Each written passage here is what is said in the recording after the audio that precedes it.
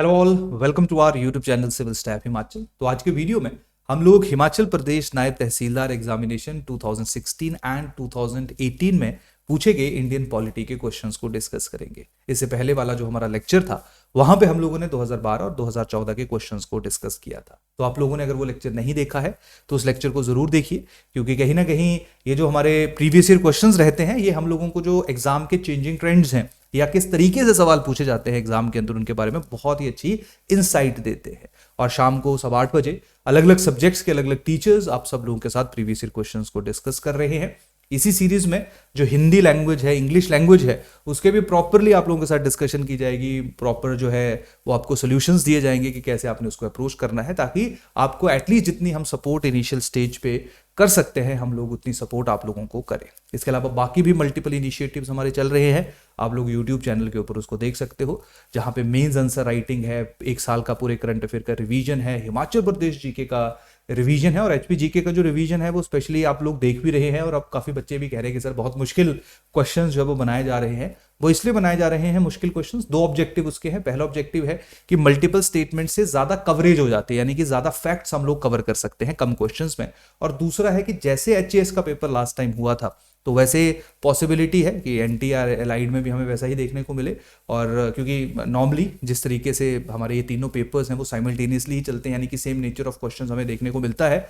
तो यही रीजन है कि एचपीजीके में थोड़े से मल्टीपल स्टेटमेंट्स क्वेश्चंस जो है वो ज्यादा आप लोगों के लिए हम लोग लेके आ रहे हैं। लेकिन आज का जो हमारा सेशन है उस पर हम अपना ध्यान केंद्रित करते हैं। और सबसे पहले जो 2016 प्रीलिम्स एग्जामिनेशन नायब तहसीलदार में जो सवाल पूछे गए उनके बारे में डिस्कशन करते हैं। तो सबसे पहला जो सवाल था वो है, which of the following is not correct about Leela Seth. Leela सेठ जी की 2017 में मृत्यु हो गई, जिनका देहांत हो गया था। तो उसी संदर्भ में स्पेसिफिक क्वेश्चन को बनाया गया था। तो यहाँ से आप लोगों को आइडिया भी लगता है जब आपको कहा जाता है कि आपकी जो पॉलिटी है, इकोनॉमी है, स्पेशली यहाँ पे बहुत ज्यादा करंट ओरिएंटेड क्वेश्चन जो हम लोगों को देखने को मिलते हैं, तो वो स्टैटिक नॉलेज भी आपके पास होना चाहिए और जो करंट नॉलेज है वो भी आपके पास होना चाहिए। तो ये क्वेश्चन जो है उसका एक परफेक्ट एग्जाम्पल है, क्योंकि 2017 में इसको ये क्वेश्चन पेपर या ये पेपर जो हमारा पेपर है प्रीलिम्स जो था नायब तहसीलदार का, इसको कंडक्ट किया गया था। तो उसी दौरान इनका देहांत हुआ था। तो जो डी स्टेटमेंट है ये वैसे ही हमारी करेक्ट है। इसके अलावा भी लीला सेठ को हम जरूर पढ़ते रहते हैं जब हम लोग हिमाचल प्रदेश या हिंदुस्तान में बात करते हैं कि सबसे पहले वुमेन चीफ जस्टिस किसी राज्य की या किसी हाई कोर्ट की कौन बनी, तो उनका नाम लीला सेठ ही था। और लीला सेठ हिमाचल प्रदेश के साथ एसोसिएटेड है, क्योंकि 1991 में लीला सेठ हिमाचल प्रदेश हाई कोर्ट की चीफ जस्टिस बनी। हिमाचल प्रदेश हाई कोर्ट की चीफ जस्टिस बनने से पहले लीला सेठ जो थी वो दिल्ली हाई कोर्ट में जज थी, और वो दिल्ली हाई कोर्ट की भी पहली महिला जज थी। तो ये जो आपकी पहली स्टेटमेंट और दूसरी स्टेटमेंट है बिल्कुल करेक्ट है। जो फोर्थ स्टेटमेंट है ये भी बिल्कुल करेक्ट है, क्योंकि इनका देहांत हो चुका था तब तक जब तक ये क्वेश्चन बनाया गया था। और ये जो तीसरी स्टेटमेंट है इसका कोई लेना देना नहीं था, क्योंकि ये आरटीआई एक्टिविस्ट नहीं थी। क्लियर? तो इसका जो करेक्ट आंसर बनेगा, जो हमसे पूछा गया है कि क्या इनकरेक्ट है रिगार्डिंग लीला से, तो पहला, दूसरा और चौथा सही है और इनकरेक्ट आपका सी है। Answer is C. मैं आशा करूंगा कि जो चैट बॉक्स है या कमेंट सेक्शन है उसके अंदर आप अपने आंसर्स जो है वो मार्क करते रहोगे। क्लियर? और एंड में आप ये भी बताओगे टोटल 17 क्वेश्चंस आज हम डिस्कस करेंगे। डन? ये सारे के सारे प्रीवियस ईयर क्वेश्चंस हैं जो 2016 और 18 में, जो मैंने थोड़ी देर पहले भी मेंशन किया, उसमें पूछे गए हैं। तो आप लोग अल्टीमेटली ये भी देखोगे कि जो प्रीवियस ईयर क्वेश्चंस हैं उनके में से आप कितने क्वेश्चन जो है वो सही कर पा रहे हो। फिर हम इसी सीरीज को थोड़ा और बेटर करेंगे, जहाँ पे हम रिवीजन भी कराएंगे आप लोगों का, जो हमारे मल्टीपल सब्जेक्ट्स हैं। क्लियर है? जीएस के अगर मैं बात करूंगा, हिस्ट्री, पॉलिटी, ज्योग्राफी, इकोनॉमी की, इन सभी की सभी सब्जेक्ट्स को। तो सेकंड क्वेश्चन की तरफ मूव करते हैं। दूसरा सवाल है, education in the Indian constitution falls in. तो बेसिकली क्वेश्चन बना है, जब हम शेड्यूल 7 ऑफ इंडियन कॉन्स्टिट्यूशन की बात करते हैं तो वहां पे जो हमारा पूरा संविधान के अंदर या जो कॉन्स्टिट्यूशन है वो अलग अलग सब्जेक्ट्स की बात करता है, यानी कि किस सब्जेक्ट के ऊपर कौन लॉ बना सकता है। जैसे हमारी यूनियन लिस्ट है, यूनियन लिस्ट में वो सब्जेक्ट्स हैं जिनके ऊपर जो हमारी पार्लियामेंट है वो कानून पास करती है। कॉन्करेंट लिस्ट है जहाँ पे हमारी union legislature and state legislature, यानी कि पार्लियामेंट और जो स्टेट लेजिस्लेचर हैं वो दोनों उन सब्जेक्ट्स के ऊपर कानून पास कर सकते हैं। और तीसरा हमारा रहता है स्टेट लिस्ट। तो यहाँ पे पूछा गया कि जो एजुकेशन है वो किस कैटेगरी में फॉल करती है, वो हमारी कॉन्करेंट लिस्ट का हिस्सा है, वो सेंट्रल लिस्ट यानी यूनियन लिस्ट का हिस्सा है, स्टेट लिस्ट का हिस्सा है, या वो रेजिडुरी लिस्ट का हिस्सा है। रेजिडुरी लिस्ट में वो सब्जेक्ट्स आते हैं जो तीनों लिस्ट में नहीं मेंशन किए गए हैं। तो 4 तरह की लिस्ट बेसिकली हम लोगों को देखने को मिलती है। तो जल्दी से अपना आंसर जो है वो मार्क करिए कि जो एजुकेशन है वो कौन सी लिस्ट का हिस्सा है, फिर हम थोड़ा सा इसके ऊपर डिस्कशन कर लेते हैं। अब एक चीज हमेशा ध्यान रखो, ये हम थ्रू आउट आज के सेशन में करेंगे। और वैसे भी जब आप लोग एमसीक्यू सॉल्व करते हो तो बहुत सारे बच्चे जो मेरी पर्सनल ऑब्जर्वेशन है, आप लोग क्या करते हो, आप लोगों का ध्यान रहता है सिर्फ सही आंसर की तरफ कि इसका करेक्ट आंसर क्या है। आप लोगों का ध्यान रहता है सिर्फ ये देखने पे कि मेरी 10 में से कितने सवाल सही हैं। बहुत कम बच्चे ऐसे हैं जो ऑप्शंस की तरफ भी अपना ध्यान केंद्रित करते हैं, यानी कि जो बी सी डी, अगर ऑप्शन ए सही है तो बाकी ऑप्शंस को भी देखेंगे कि वो गलत क्यों है और वो क्यों लिखे गए हैं, उनका क्या मतलब है। क्योंकि चांसेस ये रहते हैं कि जो आज ऑप्शन है उसके ऊपर कल को सवाल बन सकता है। तो आप लोगों को एक क्वेश्चन के जो क्वेश्चन को हम लोग देखते हैं तो यहाँ पे सिर्फ आंसर नहीं देखना चाहिए, यहाँ पे बाकी उसके ऑप्शंस को भी एक्सप्लोर करना चाहिए। क्लियर? तो यहाँ पे अगर मैं एजुकेशन की इस आंसर की मैं बात करूंगा तो आप लोगों ने सही में मैक्सिमम लोगों ने मार्क किया होगा। इसका जो करेक्ट आंसर है वो है कॉन्करेंट लिस्ट। जब हम लोग बात करते हैं एजुकेशन की तो इसके लिए एक हमारा कॉन्स्टिट्यूशनल अमेंडमेंट है, उसका रेफरेंस मैं यहाँ पे जरूर देना चाहूंगा। वो हमारी कॉन्स्टिट्यूशनल अमेंडमेंट है 42nd अमेंडमेंट 1976। ये जो 42nd अमेंडमेंट है, यहाँ पे 5 सब्जेक्ट्स को स्टेट लिस्ट से उठा के कॉन्करेंट लिस्ट में ट्रांसफर किया गया था। और उन्हीं 5 सब्जेक्ट्स में से एक सब्जेक्ट जो है वो आपका क्या था, एजुकेशन था। इसके अलावा जो बाकी 4 सब्जेक्ट्स थे, इनमें से एक फॉरेस्ट था, protection of birds and animals था, आपके वेट एंड मेजर्स थे, और उसके साथ साथ एडमिनिस्ट्रेशन ऑफ जस्टिस था। तो ये 5 सब्जेक्ट्स थे। इनके बारे में वैसे भी आप लोगों को पता होना चाहिए, क्योंकि देयर आर चांसेस कि अगली बार क्वेश्चन इस तरीके से ये घुमा के आप लोगों से पूछ ले। क्लियर? तो सेकंड ऑप्शन आंसर इज, या second question answer is A. Third question की तरफ मूव करते हैं। तीसरा है the parliament of Israel is known as. Parliament, जो इजराइल की पार्लियामेंट, उसको किस नाम से पुकारा जाता है, किस नाम से जाना जाता है। 4 ऑप्शंस आप सब लोगों के सामने हैं, ग्रेट हुराल, द नेसेट, स्टॉटिंग और स्टेटन। क्लियर? तो जल्दी से जो है अपना आंसर मार्क करिए, इन चारों में से कौन सा आंसर जो है वो सही है। बहुत मुश्किल सवाल नहीं है, इसका जो करेक्ट आंसर है वो है B, that is the Knesset.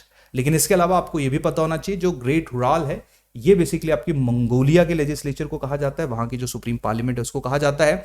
और जो स्टॉटिंग है ये कहा जाता है जो आपकी नॉर्वे की पार्लियामेंट है, उसको जो है वो स्टॉटिंग के नाम से जाना जाता है। जब नोबेल प्राइज वगैरह मिलते हैं तब स्टॉटिंग का जिक्र जो है वो हम लोगों को न्यूज़पेपर के अंदर बहुत ज्यादा देखने को मिलता है। स्टेटन जो है इसकी कोई भी रेफरेंस नहीं है। क्लियर? तो ये 4 ऑप्शन है, इनके बारे में थोड़ा सा आप लोगों को पता होना चाहिए। चलिए अगला सवाल, फोर्थ क्वेश्चन की तरफ मूव करते हैं।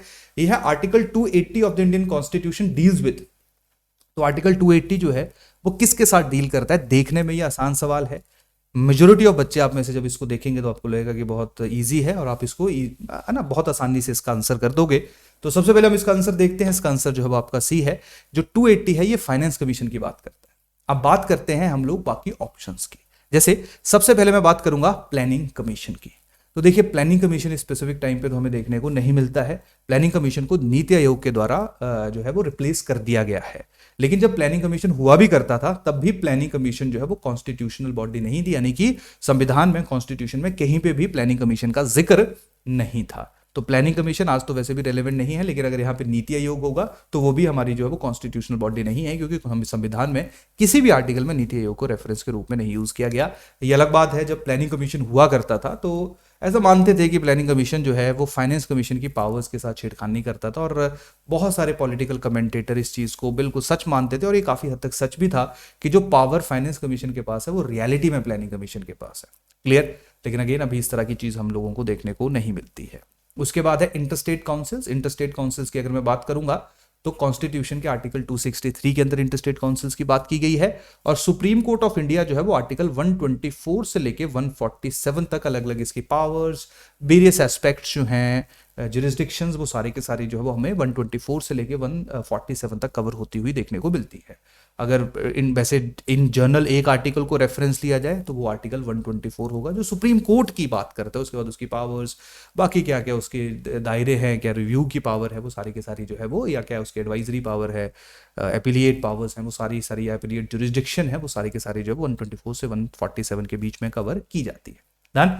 तो ये आपका जो आंसर आपका है इसका है सी है। आसान सवाल था, लेकिन अगेन आप लोगों को थोड़ा सा गहराई में जाके जो है वो जरूर उतरना है।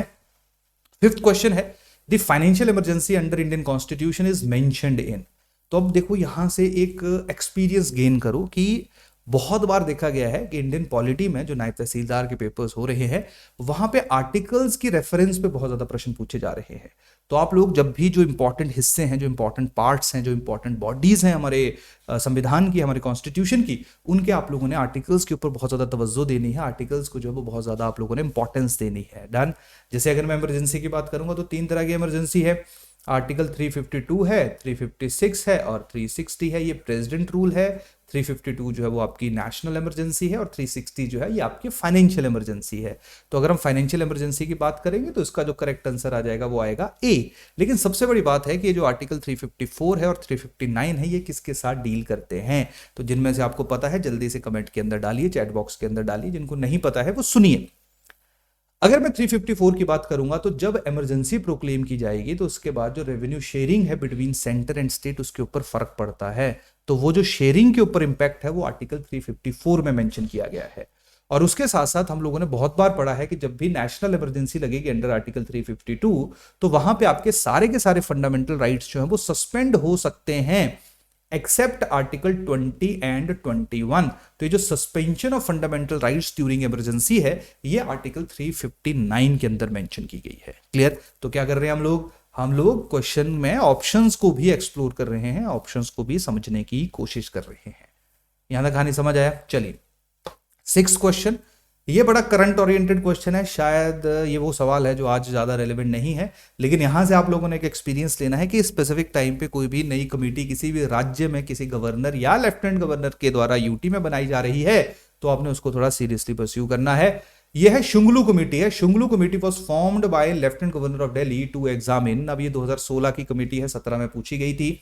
तो बेसिकली हुआ गया था कि जो जब से आम आदमी पार्टी की सरकार दिल्ली के अंदर बनी है तो आप लोग देखते रहते हो कि आम आदमी पार्टी की सरकार और जो लेफ्टिनेंट गवर्नर वहां पे रहे हैं उनके बीच में रिलेशन बहुत अच्छे नहीं थे। स्पेशली स्टार्टिंग में जो नजीब जंग हुआ करते थे उस टाइम पे जब लेफ्टिनेंट गवर्नर, तो उनके बीच में हमें बहुत बेटर, बहुत अच्छे रिलेशन जो है वो दिल्ली की सरकार के साथ, आम आदमी पार्टी की सरकार के साथ देखने को नहीं मिलते थे। तो आम आदमी पार्टी की सरकार ने जो है वो कुछ ऐसी फाइल्स पास कर दी जहां पे उन्होंने लेफ्टिनेंट गवर्नर का अप्रूवल नहीं लिया, क्योंकि दिल्ली सरकार कहती थी कि उसकी अथॉरिटी है, उसकी जुरिस्डिक्शन है। लेकिन दिल्ली हाईकोर्ट ने 2016 में वर्डिक्ट दिया जहां पे उसने कहा कि दिल्ली की जो सरकार है वो लेफ्टिनेंट गवर्नर की परमिशन के बिना कोई भी डिसीजन नहीं ले सकती है। तो इसके बाद जो है वो लेफ्टिनेंट गवर्नर के द्वारा एक कमेटी का निर्माण किया गया और जो फाइल्स दिल्ली सरकार के द्वारा पास की गई थी उनको स्क्रूटनाइज करने का आदेश दिया गया, ऑर्डर दिया गया। तो जो कमेटी लेफ्टिनेंट गवर्नर के द्वारा बनाई गई उस कमेटी का नाम था शुंगलू कमेटी। तो इसका जो करेक्ट आंसर है वो क्या है? ए। ठीक है, 400 फाइल्स की रेफरेंस। चलिए 7th क्वेश्चन है, in which state were the Panchayati Raj institutions introduced first. तो किस राज्य में सबसे पहले पंचायती राज इंस्टीट्यूशंस को इंट्रोड्यूस किया गया? देखो नॉर्मली जब हम पढ़ते हैं तो 1950 में बिहार में भी पंचायती राज इंस्टीट्यूशंस का फॉर्मेशन हुई। लेकिन एक तो बात है बिहार ऑप्शन में नहीं है, और दूसरी बात है कि जो एक क्वेश्चन डिजाइन किया जाता है ये हमारा जो आज़ाद भारत में जो हमारी सरकार के द्वारा कमेटी बनाएगी उसकी रिकमेंडेशंस के बाद जब हिंदुस्तान में अलग अलग जगहों पे पंचायती राज इंस्टीट्यूशंस का निर्माण हुआ, इसकी रेफरेंस वहां तक केंद्रित है। तो ये बेसिकली हमारी एक 1957 में बलवंत राय मेहता कमेटी आई थी, उसके बाद या उसके रिकमेंडेशंस के बाद जब हम लोग देखते हैं कि मल्टीपल स्टेट्स में पंचायती राज इंस्टीट्यूशंस को इंट्रोड्यूस किया गया, जिनमें सबसे पहली जो स्टेट थी उसका नाम था राजस्थान, जहां पे नागौर 2 अक्टूबर 1959 यानी कि 1959 में पंडित जवाहरलाल नेहरू के द्वारा उसको पंचायत या उस पंचायत को इनॉग्रेट किया गया। तो ये जो रेफरेंस है ये आपका आंसर जो आएगा वो आएगा बी, दैट इज राजस्थान। तो थोड़ा कंटेक्स्ट है ये, क्योंकि बहुत सारे पेपर्स में इस तरह का क्वेश्चन हम लोगों को देखने को मिलता है। नेक्स्ट है 8th है, in whom the executive authority of the India is vested by the constitution. की जो एग्जीक्यूटिव अथॉरिटी भारत की है वो किसके पास है? अब यहां पे लोग 2 ऑप्शंस में कंफ्यूज होते हैं, प्रेसिडेंट और प्राइम मिनिस्टर में। देखो जी, रियल तो इसमें कोई झूठ नहीं है कि जो रियल पावर है, एग्जीक्यूटिव जो डिसीजन सच्चाई में लेता है वो तो प्राइम मिनिस्टर के द्वारा लिया जाता है। लेकिन जब हम कॉन्स्टिट्यूशन की बात करते हैं तो कॉन्स्टिट्यूशन का आर्टिकल 53 एक्सप्लिसिटली मेंशन करता है कि जो एग्जीक्यूटिव अथॉरिटी है वो प्रेसिडेंट के पास वेस्टेड है और प्रेसिडेंट उस अथॉरिटी को एक्सरसाइज करेगा with the help of offices which are subordinated to him और हर। समझ आई कहानी की नहीं? क्लियर। तो इसका जो करेक्ट आंसर है वो आएगा A, that is president of India. तो ये हमारा लास्ट क्वेश्चन था जो कि इंडियन पॉलिटी का हम लोगों को नायब तहसीलदार एग्जामिनेशन 2016 में देखने को मिला। अब आगे मूव करते हैं, 2018 पे चलते हैं। तो 18 का पहला सवाल देखो, ये थोड़ा सा ज्यादा गहराई वाला क्वेश्चन है, तो यहां से भी ध्यान रखिए कि जब आर्टिकल्स को पढ़ रहे हैं तो सब क्लॉजेस के ऊपर भी थोड़ा फोकस करिए। यह in the 73rd constitutional amendment 1/3 seats for the women are reserved in panchayat under which article. Clear. तो रिजर्वेशन की बात होपफुली आप सब लोगों को पता ही है, जो 73rd अमेंडमेंट है उसमें की गई है। तो चार ऑप्शंस आपके सामने है 243 A B C D। तो क्या आंसर जो है वो इसका करेक्ट है? क्लियर। तो आंसर बताइए शाबाश, तब तक मैं आपको ऑप्शंस बताता हूं। तो देखो जो 243A है ये ग्राम सभा की बात करता है। 243B जो है ये composition and constitution of panchayat की बात करता है। जैसे 243B में कहा गया कि जो पंचायती राज इंस्टीट्यूशंस है वो 3 लेवल्स में डिवाइडेड होंगे। सबसे नीचे विलेज लेवल आएगा, इंटरमीडिएटरी लेवल आएगा और उसके बाद जो है वो आपका डिस्ट्रिक्ट लेवल आएगा। जो हिमाचल में अगर मैं एग्जांपल दूं तो डिस्ट्रिक्ट लेवल को आप जिला परिषद के नाम से जानते हो, इंटरमीडिएटरी लेवल जो है वो ब्लॉक लेवल से नाम से जानते हो, बीडीसी वगैरह जहां से इलेक्ट होके आते हैं, और विलेज जो है वो आपकी नॉर्मल जो ग्राम सभा यानी कि जो आपके प्रधान वगैरह सरपंच वगैरह जो बनते हैं उसके नाम से जानते हो। और इसमें यह भी लिखा गया कि अगर कोई राज्य जिसकी 20 लाख से कम पॉपुलेशन है तो वहां पे 2 लेवल ही बनेंगे, वहां पे 3 लेवल बनाने की जरूरत नहीं है। जो 243C है ये कॉम्पोजिशन की बात करता है कि इलेक्शंस कैसे होंगे, है ना, चेयरमैन कैसे बनाए जाएंगे, लोग कैसे इलेक्ट होंगे, ये सारे के सारा 243C में लिखा गया है। 243D जो है ये रिजर्वेशन की बात करता है। ये बात करता है कि रिजर्वेशन होनी चाहिए एससी और एसटी को उनकी पॉपुलेशन के अकॉर्डिंगली। ये बात करता है वुमेन के लिए रिजर्वेशन होनी चाहिए 1/3। क्लियर। तो ये स्पेसिफिक जो स्टेटमेंट है इसका जो करेक्ट आंसर है वो क्या है? डी है। अब ये अलग बात है क्योंकि जो लोकल बॉडीज है, लोकल गवर्नेंस है, ये स्टेट लिस्ट का हिस्सा है। तो इस अमेंड क्योंकि संवैधानिक संशोधन है, कॉन्स्टिट्यूशन के ऑर्डर हैं, जिसके कारण अलग अलग स्टेट्स ने 73rd अमेंडमेंट को इंप्लीमेंट किया है, लेकिन उन्होंने अपने अकॉर्डिंगली रिजर्वेशन को एक्सटेंड किया है। जैसे वुमेन की स्पेसिफिक टाइम पे हिमाचल प्रदेश के अंदर 50% रिजर्वेशन है, लेकिन कॉन्स्टिट्यूशन में 1/3 यानी कि 33% रिजर्वेशन ही मेंशन की गई है। तो ये थोड़ा सा गहरा सवाल था, तो आपको इसको थोड़ा गहराई से कवर करना था। चलिए second question, electoral college for the election of president of India consist of. तो आप सब लोगों को पता ही है कि प्रेसिडेंट के जो इलेक्शंस हैं उनके बारे में हमें 2 आर्टिकल देखने को मिलते हैं। आर्टिकल 54 है, आर्टिकल 55 है। 54 में मेनली इलेक्टोरल कॉलेज के बारे में डिस्कस किया गया है, यानी कि प्रेसिडेंट के इलेक्शन में कौन कौन पार्टिसिपेट करेगा। ये तो आसानी सवाल है, 4 ऑप्शंस आप सब लोगों के सामने हैं। जल्दी से अपना आंसर जो है वो मार्क करिए कि इसका सही आंसर जो है वो क्या है। क्लियर। तो इसका जो आपका करेक्ट आंसर है वो है सी, कि जो आपके लोकसभा एंड राज्यसभा है उनके इलेक्टेड मेंबर्स और जो आपकी स्टेट लेजिस्लेटिव असेंबलीज हैं उनके इलेक्टेड मेंबर्स ये प्रेसिडेंट के इलेक्शन में पार्टिसिपेट करते हैं। जो प्रेसिडेंट का इलेक्टोरल कॉलेज है इसका ये हिस्सा है, इसका ये अंग है। क्लियर। और आर्टिकल कौन सा है? 54। चलो अगला सवाल, sorry, question number 3, which article Indian constitution empowers president all the executive powers. Clear. तो बताइए जरा, अभी थोड़ी देर पहले हमने डिस्कस किया, तो होपफुली थोड़ा सा आप लोगों को समझ आ रहा होगा कि ऑप्शंस के साथ प्ले करने का फायदा क्या होता है। यानी कि जहां पे नॉर्मल लाइन थी वहां पे हमने आर्टिकल को जब समझ लिया तो उस आर्टिकल से हम लोग बाकी क्वेश्चंस को भी सॉल्व कर सकते हैं। तो थोड़ी देर पहले ही यानी कि 2016 के जब प्रीलिम्स एग्जामिनेशन को हम लोगों ने सॉल्व किया तो वहां पे हम लोगों ने देखा कि आर्टिकल या एक सवाल पूछा गया जो पूछता है हमसे कि प्रेसिडेंट की या कौन जो है जिसके पास एग्जीक्यूटिव पावर वेस्टेड है, जिसका आंसर प्रेसिडेंट था। तो अगर आपने वहां पे आइडेंटिफाई किया होता, फाइंड आउट किया होता कि वो कौन सा आर्टिकल है, तो अगले साल आपको इस क्वेश्चन को करने में किस तरह की मुश्किलात का सामना नहीं करना पड़ता। तो इसका जो करेक्ट आंसर है थोड़ी देर पहले हमने डिस्कस किया, वो आपका क्या है? B, that is article 53। जो आर्टिकल 52 है ये बोलता है इंडिया के पास जो है वो प्रेसिडेंट होना चाहिए, there shall be a president of India. Article 54 और 55 अभी थोड़ी देर पहले मैंने डिस्कशन किया, ये प्रेसिडेंट के जो इलेक्शन है उनसे रिलेटेड बात करता है। तो आंसर इसका जो आएगा बी, दैट इज आर्टिकल 53। चलिए fourth question, who gives final verdict on money bill. Money bill की डिफिनेशन आर्टिकल 110 में दी गई है। तो कौन डिसाइड करता है कि मनी बिल है या नहीं है? तो इसका जो करेक्ट आंसर है वो है D, that is speaker of Lok Sabha. अगला चलिए फिफ्थ है, within which time period and ordinance promulgated bye,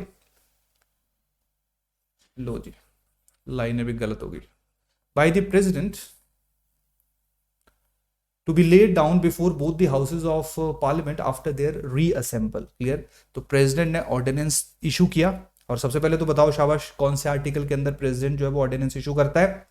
president ने ऑर्डिनेंस इशू किया, हाउस की मीटिंग शुरू होगी, उसके बाद तो कितने दिनों के अंदर अंदर जो है वो हाउस को जो है वो अपना या हाउस के सामने जो है वो ऑर्डिनेंस यस और नो के लिए पेश करनी चाहिए। तो वो टाइम पीरियड कॉन्स्टिट्यूशन में कौन से आर्टिकल में? आर्टिकल 123 में मेंशन किया गया है, और वो जो टाइम है वो आपका है 6 हफ्तों का। आंसर इज सी।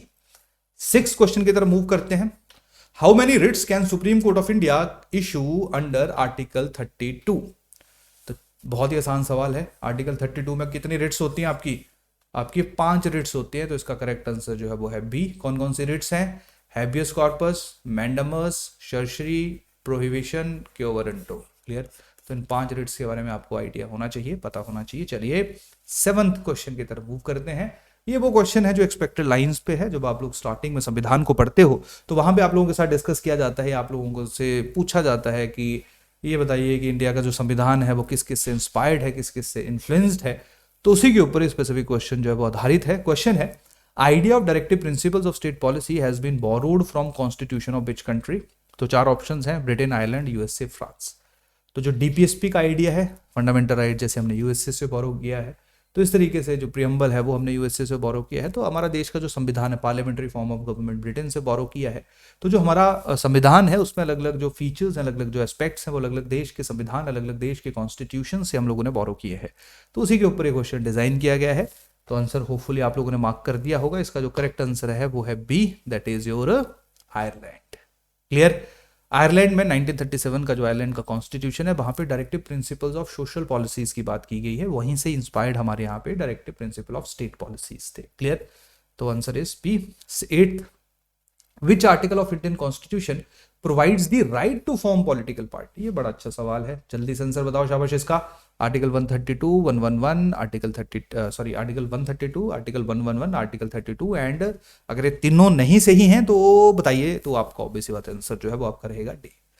अगर आप में से कोई डी आंसर कर रहा है तो कमेंट में या चैट बॉक्स के अंदर ये भी बताइए कि अगर वो डी है तो वो क्यों डी है और उसका सही आंसर जो है वो क्या बनेगा। जल्दी से अपना आंसर बताओ, शाबाश। देखो, article 132 appellate jurisdiction of supreme court की बात करता है, कोई लेना देना नहीं है।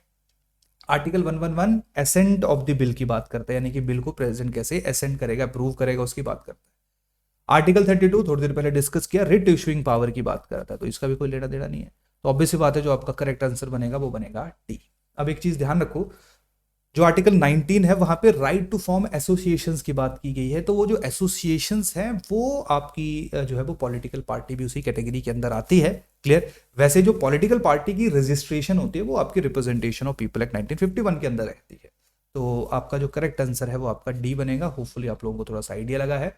जो लास्ट सवाल आज का हमारा है, आई थिंक सबसे आसान सवाल है, ये सब लोगों ने इसका आंसर मेरे को लगता है मेरे क्वेश्चन पढ़ने से पहले लिख दिया होगा। यह है article 1 of the Indian constitution describes India as union of states, quasi federal, federation, confederation. अब इंडिया है तो सब कुछ ही है इनमें से, लेकिन आर्टिकल 1 में स्पेसिफिकली लिखा गया है, आर्टिकल 1 कहता है India that is Bharat shall be union of states. Clear? तो यूनियन ऑफ स्टेट्स मतलब ये वाला, तो आंसर इज ए। क्लियर? तो यहां तक होपफुली आप लोगों को चीजें जो वो क्लियर हो गई होंगी। टोटल हमारे 17 क्वेश्चंस थे। कमेंट या चैट के अंदर डालिए 17 में से कितने क्वेश्चन सही हैं। अगर आपके 100 आउट ऑफ 100 मतलब 100% सही हैं, सारे के सारे सही हैं, तो इसका मतलब है कि आपकी प्रिपरेशन अच्छी चल रही है और आपने जो पेपर्स हैं उनको प्रॉपरली एनालाइज किया है और उसी के बाद अपनी प्रिपरेशन को कंटिन्यू रखा है। अगर नहीं ऐसा है तो ऐसा करिए, इंक्लूड करिए, क्योंकि प्रीवियस ईयर क्वेश्चन बहुत बार ऐसा रहता है कि 4-5 एक्स्ट्रा क्वेश्चन हम लोगों को अटेम्प्ट करने में मदद करते हैं। तो ये सिर्फ ऐसे नहीं है, ये एचएस के भी करोगे आप सॉल्व। क्लियर?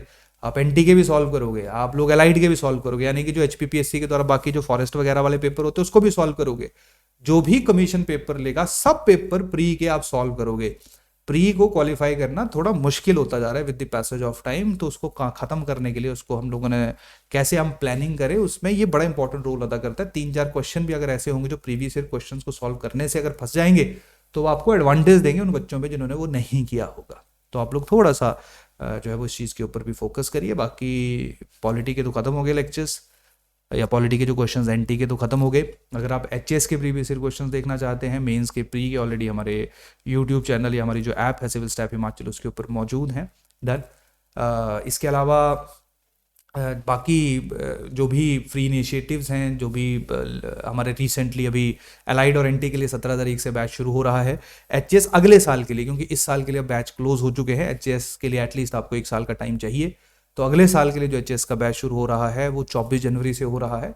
उसके डेमो लेक्चर्स भी ज्वाइन करिए। इसके अलावा हमने आप सबके लिए एक नई सीरीज की शुरुआत की है, दैट इज आरंभ। आरंभ सीरीज वो है जो बेसिक फाउंडेशन आपके लिए या आपकी जो बेसिक फाउंडेशन है एचएस एग्जामिनेशन की, उसके लिए बहुत ज़्यादा इंपॉर्टेंट है, क्योंकि वो आपको बताएगी कि एनसीईआरटी को पढ़ना कैसे है उस लेवल के लिए जो लेवल आप लोगों के लिए एक्सपेक्टेड है, क्योंकि 6वीं से 10वीं क्लास की जो एनसीईआरटी है वो तो उस बच्चे के लिए भी जो कि 12-15 साल का है, 12-14 साल का है, क्लियर। तो आप इस स्पेसिफिक टाइम पे उसको कैसे अप्रोच करोगे अपने एग्जाम के लिए, वो आपको आरंभ में कवर किया जाएगा। आरंभ फ्री ऑफ कॉस्ट है, कोई उसके चार्जेस नहीं है। ऐप डाउनलोड करिए सिविल स्टैप हिमाचल। इसके अलावा हमारा ना कोई नाम और है, क्लियर, ना ही हमारी कोई और है ना कोई और ऐप है, क्लियर। हमारी सिर्फ एक ही ऐप है, सिविल स्टैप हिमाचल। तो जहाँ पे आप सिविल स्टैप हिमाचल एक साथ शब्द देखते हो वही हम लोग हैं। तो इसी के साथ आज के सेशन को मैं कंक्लूड करता हूँ। बाकी लोग जो हैं वो आपके साथ बाकी क्वेश्चंस को डिस्कस करते रहेंगे। हम लोग हिमाचल प्रदेश जीके के प्रीवियस क्वेश्चन के साथ जल्दी ही मिलेंगे। तब तक के लिए थैंक यू, धन्यवाद, जय हिंद।